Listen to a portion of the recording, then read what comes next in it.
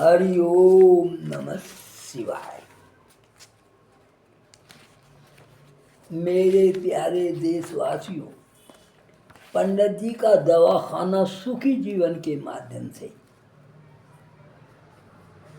अंधविश्वास को मिटाने की जो मुहिम मैंने शुरू की है, उसमें आप भी निःशुल्क जुड़े। आपके कमेंट्स और मेरे प्रेरणादायक वीडियो समाज में अवश्य सुधार लाएंगे, ऐसा मेरा विचार है। अब सुनिए, आज हम भारत में रोग उपचार यानी रोग को ठीक करने की पद्धति और ढोंगी बाबा का इलाज पर विचार करेंगे। सुने, भारत विविध जाति, धर्म और विविध विचारधाराओं का देश है, तो उपचार भी विविध ही होंगे, इस बात से इनकार नहीं किया जा सकता। रोग उपचार के विषय में सबसे पुरानी सटीक विज्ञान की कसौटी पर खरी शास्त्रों में वर्णित आयुर्वेद पद्धति है। इस बात पर आप ध्यान दें। हम बीच में लोग भूल चुके हैं, बहुत समय गुजर गया और हम एलोपैथी को ज़्यादा यूज कर रहे हैं, लेकिन जो पुरानी पद्धति है वो आयुर्वेद है। इस पद्धति में पंचकर्म का विधान है, जिसमें लंघन, वमन, विरेचन, स्नेहन और स्वेदन क्रिया का विधान है। दूसरी विधि कायाकल्प नाम से जानी जाती है, जो विलुप्त सी हो गई है। मैंने नहीं देखा अपने जीवन में कोई वैद्य किसी रोगी का कायाकल्प करता हो, तो जो चीज़ हो नहीं रही वो तो विलुप्त हो गई। इस पद्धति में वनस्पति, पेड़ पौधे, धातु यानी स्वर्ण, चांदी, तांबा, अबरक, लोहा और स्टोन जैसे हीरा, मोती आदि को शुद्ध करके भस्म रूप में इस्तेमाल किया जाता है। इस पद्धति में योग क्रिया जैसे प्राणायाम, अनुलोम विलोम, कपालभाति, त्राटक, शीर्षासन, सूर्य नमस्कार और अनेक प्रकार की क्रियाएं हैं। साथ ही इस विधि में यंत्र, तंत्र, मंत्र और जंतर के साथ साथ यज्ञ, तप, हवन, पूजन, पितृदोषों के साथ साथ ग्रह नक्षत्रों के साथ भूत व्याधा का भी उल्लेख है। ये मैं शास्त्रोक्त बात बता रहा हूँ, ना आपको भ्रम में डाल रहा हूँ, ना बहका रहा हूँ। शास्त्रों में ये उल्लेख है भूतों के विषय में भी। पर विज्ञान इस पद्धति की उपरोक्त अनेक बातों को नकारता है। इसी से मिलती दूसरी उपचार पद्धति है यूनानी। तीसरी उपचार पद्धति होम्योपैथिक है और चौथी पैथी है एलोपैथी, जिसे आजकल अधिकतर लोग इस्तेमाल करते हैं। और वो शीघ्र उपचारक भी है, शीघ्र काम करती है। तो लोगों को तो चमत्कार में नमस्कार चाहिए, तो और नमस्कार में चमत्कार चाहिए, इसलिए वो इसे ज़्यादा प्रयोग करते हैं। इसके अलावा बाकी दादी नानी के नुस्खे भारत में बहुत है। इस तरह के बाबाओं की बात नहीं है, बाबाओं के अलग भी चल रहे हैं। दादी नानी के नुस्खे मूत्र चिकित्सा, सूत्र चिकित्सा के साथ इंद्रजाल चिकित्सा, चुंबक चिकित्सा, ओझा, मुल्ला, मौलवी, मजार चिकित्सा के साथ हजारों प्रकार की अनेक प्रणालियों और प्रचलन में। अब ढोंगी बाबा जी के इलाज और भीड़ के बारे में विचार करते हैं, जिस पर आजकल टीवी पर भी बहुत चल रहा है। और वहाँ कुछ तो ढोंगी बाबा मान लेते हैं अपनी गलती, कुछ नहीं मानते। मैं ये नहीं कहता वो गलत है, जो मान रहे हैं वो ठीक है या नहीं मान रहे। मैं ये कहना चाहता हूँ, यदि उनके पास कोई चीज़ नहीं है और एक मुहिम चला रखी है न्यूज़पेपर वालों ने, तो हम आप सत्य बोल दें कि सर हम तो ऐसा इसलिए कर रहे हैं, पेट भरने के लिए कर रहे हैं, या कोई है तो उसे दिखाएं। जब नहीं दिखा पाते और वहाँ पर युद्ध होता देखा गया है। व्यक्ति चाहे शिक्षित हो या अशिक्षित, के मस्तिष्क में चमत्कार को नमस्कार की भावना जब जन्म ले लेती है, हमें चमत्कार जब लगने लगता है, जबकि वो चमत्कार नहीं है, धोखा है, एक कारीगरी है, एक ट्रक है। और बीमारी के कारण मस्तिष्क का एक प्रकार से शून्य यानी स्थिर हो जाता है। मस्तिष्क उस चमत्कार को देख के सोचता इसी से मैं ठीक हो जाता हूँ, तो सोचने समझने की शक्ति क्षीण हो जाती है। फिर जो है सोचना कम कर देता है दिमाग, बिल्कुल तो नहीं, ये मैं ऐसा नहीं कह रहा। तब वो प्राणी अनजान व्यक्ति के साथ भी चल देता है। ये इसी प्रकार के लोगों की भीड़ है जो सही सोच से दूर है। वो लोग केवल एक को देखा दे कि तू चल मैं ठीक तू भी हो जाए। ये कैसे हो जाएगा? एक आदमी को क्या बीमारी है, दूसरी को क्या है, उसके पास उसका साधन है या नहीं है, इस पर विचार करना स्वयं को है। ऐसा भेड़ा चाल ना चलें आप। ये मानना पड़ेगा कि भारत में ही इस प्रकार की बातें अधिक होती हैं। कल तक लोग आशाराम व राम रहीम को क्या कुछ नहीं समझते थे।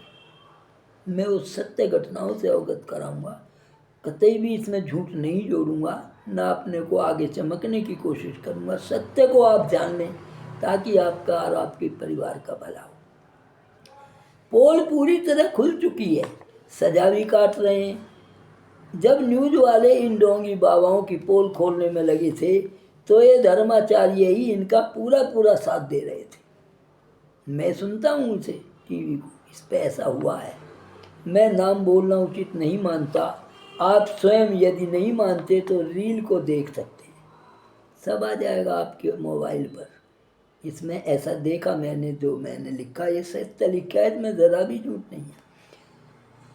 अब जनता जो ढोंगी बाबाओं के चक्कर में अपना कीमती समय और धन नष्ट कर रही है, उनके लिए मेरा निवेदन, अपनी शक्ति को पहचानें, अपने ज्ञान से काम लें आप, और सत्य को पहले जानें फिर मानें। अगर इन बाबाओं के पास तनिक भी शक्ति है तो इन्हें और इनकी शक्ति का उपयोग सही जगह पर होना चाहिए। सीधे साधे लोगों को उसमें फंसाकर उनका धन इन्हें नहीं लूटना चाहिए। अब इनकी शक्ति में भभूत, कंबल, डंडा, पानी आदि से ठीक होने पर विचार किया जाए। जो टीवी पर आ रहे हैं लोग, उनका मैंने ये देखा कि वो ऐसा इलाज करते हैं। मैं बताता हूँ, कोई भी पैथी सब रोगियों को या सब लोगों को कभी भी ठीक नहीं करती, सब में कमियां हैं, यही सत्य है। जिस प्रकार भगवान हवा, मिठास और ठंड और भी अनेक चीज़ों को प्राणी केवल महसूस करता है, इन्हें कोई भी प्राणी किसी दूसरे को न तो दिखा सका है और न भविष्य में ही दिखा सकेगा। इन टोने टोटकों के चमत्कारों और भीड़ देखकर आप इनके पास आ जाते हैं। आपको पता भी क्या ये लोग बेवकूफ़ है जो इतने इकट्ठे हो रहे हैं, तो मैं भी चलूँ। बस किसी ने झूठ ही बोल दिया, उसी के पीछे लग गए। रही चमत्कार और ठीक होने की बात, तो सुने, मैं एक उदाहरण भी आपको दूंगा, ये भीड़ क्यों जुड़ जाती है। जब किसी प्राणी के मन मस्तिष्क में किसी के प्रति विश्वास यानी आस्था स्थिर हो जाती है तो उसके शरीर में एक प्रकार की ऊर्जा पैदा हो जाती है। जैसे आप इस बात को ऐसे समझ सकते हैं, किसी आदमी ने ट्रेनिंग की, दो हैं, एक की नौकरी लगी, एक की नहीं लगी। जिसकी लग गई उसमें ऊर्जा आ गई, ज्ञान बढ़ गया उसका। जिसकी नहीं लगी उसमें निराशा आ गई, ज्ञान घट गया। ट्रेनिंग दोनों की एक सी थी, पढ़ाई भी एक सी है, लेकिन ऊर्जा बढ़ जाना और ऊर्जा घट जाना ये शरीर को लाभदायक होती है, घट जाना शरीर को हानिकारक होती है। शरीर स्वस्थ होने लगता है ऊर्जा बढ़ने से। जैसे लोग कहते हैं ना, हंसना चाहिए, हंसने से ऊर्जा मिलती है। दूसरे को कष्ट नहीं पहुंचाना चाहिए, दान देना चाहिए, उससे मन को एक शक्ति मिलती है। वो बात यहाँ मैं जोड़ रहा हूँ। मैंने रोगियों को ये बात कहते अनेक बार सुना है, सर आधा ठीक तो मैं आपकी बात से ही हो गया। मेरे अनुभव में ऐसे लोग आए हैं जिनसे मैंने बातचीत की, उन्हें समझाया, आप अब तक ऐसे फंसे रहे, क्यों नहीं ठीक जगह गए। तो उनके शब्द सुनने को मिले, बाबा महादेव तो आपकी बात से ही ठीक हो गए, अब हमें विश्वास है हम ठीक हो जाएंगे। यही एक ऊर्जा है जो अपने मन में पैदा होती है। यदि साइकोलॉजी बाबाओं के डेरे पर काम करती है, जो मैंने ये बताया कि भाई जिनको विश्वास हो गया तो अभी दवा नहीं ली उन्होंने, नब्ज भी नहीं दिखाई, परहेज भी नहीं पूछा, केवल बातचीत उन्होंने समझाया कि आप ऐसी ऐसी गलती कर रहे हैं, तो उनमें एक विश्वास बना कि भाई इतनी बातें तो कोई बताता ही नहीं जो बाबा ने बताई। तो वो कह बैठे हम तो बाबा आधे तो अभी ठीक हो गए, और उनमें ऊर्जा आ गई। यही साइकोलॉजी बाबाओं के डेरों पर काम करती है। जब 10 आदमी कह रहे हैं, पड़ोसी कह रहा है, रिश्तेदार कह रहा है, तो आपको वहाँ जाना पड़ जाता है, या आपका मन करता मैं देख ही लूँ, बस देखना ही आपको फंसा देता है। भीड़ जुटती गई, कारवां बढ़ता गया। मेरा जनता से नम्र निवेदन है, आप स्वयं अपनी बुद्धि से काम नहीं, किसी के कहने में ना आए। मैं मानता हूँ वो ठीक हुआ होगा, लेकिन आप भी ठीक हो जाएंगे ऐसा नहीं हो सकता। अपने रोग के बारे में डॉक्टर से सलाह लें। यदि विचित्र रोग है, कठिन रोग है, कैसे ठीक हो जाएगा वहाँ पर। एक उदाहरण और हम हजारों वर्षों से सुनते आए। अब मैं एक ऐसा उदाहरण दूंगा जिसको आप आज तक फंसे हुए हैं। जो मैं कह रहा हूँ ये बिल्कुल ऐसी बात है जिसे सुन करके आप हैरत में रह जाएंगे। मैं ऐसा उदाहरण दूंगा जिसे आप हजारों वर्षों से सुनते आए हैं। क्या है उदाहरण? गंगा पाप नाशनी है। कहने का मतलब है गंगा जी में स्नान करने से पाप धुल जाते हैं। भला आप सोचिए, इस तरह तो हम पाप रोज करेंगे और गंगा स्नान कर लेंगे। गंगा जी आपके पापों को नष्ट क्यों करेगी? इस पर आप विचार करिए। लोग हर एक कहता है गंगा पाप नाशनी है, मैं नहीं मानता। मैं इसको एक तरीके से साइंस के विचार से नहीं, आध्यात्मिक विचार से भी बात करता हूँ।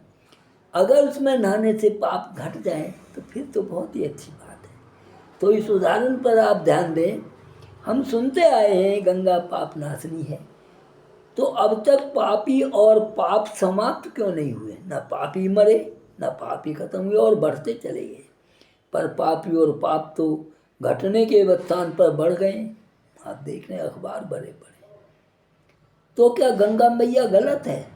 अब एक सवाल पैदा हो गया मेरे इस कहने से। सवाल तो उठेंगे, क्या गंगा मैया गलत है? नहीं, मेरा ही उत्तर होगा नहीं, गंगा मैया गलत नहीं। गंगा मैया के विषय में पाप नाशनी कहने के करोड़ों लोग स्नान करने आने लगे। सबको लगा पाप तो सबने कर रखे हैं, तो चलो नहाओ। अब इसका लाभ क्या हुआ? पाप नष्ट नहीं हुए, लाभ ये हुआ लोगों को भरण पोषण होने लगा जो गंगा जी पर रहते थे। क्यों? गंगा जी पर और तो कोई काम है नहीं।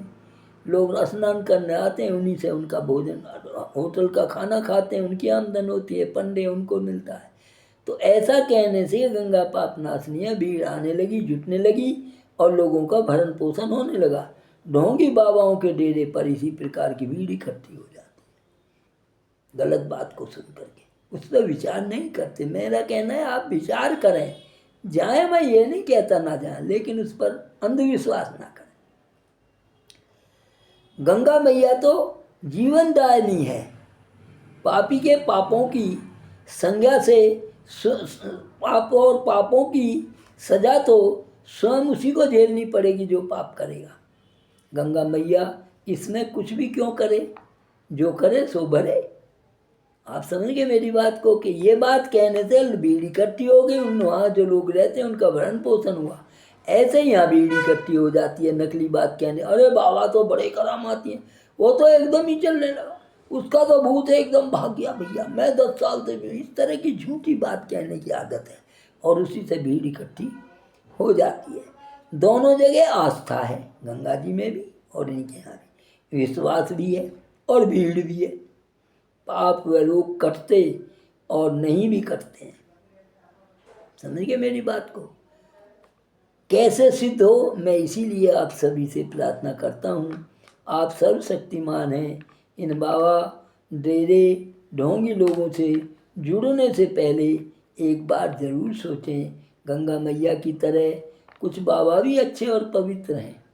मैं सब बाबाओं पर लांछन नहीं लगा रहा, वो भी अच्छे हैं जिन्होंने साधना की हुई है। बुद्धि का प्रयोग करें। मैं विश्वास दिलाता हूँ मेरे वीडियो सुधार लाएंगे। अच्छा लगे तो सब्सक्राइब, लाइक व कमेंट्स भी दें। धन्यवाद। नमस्ते।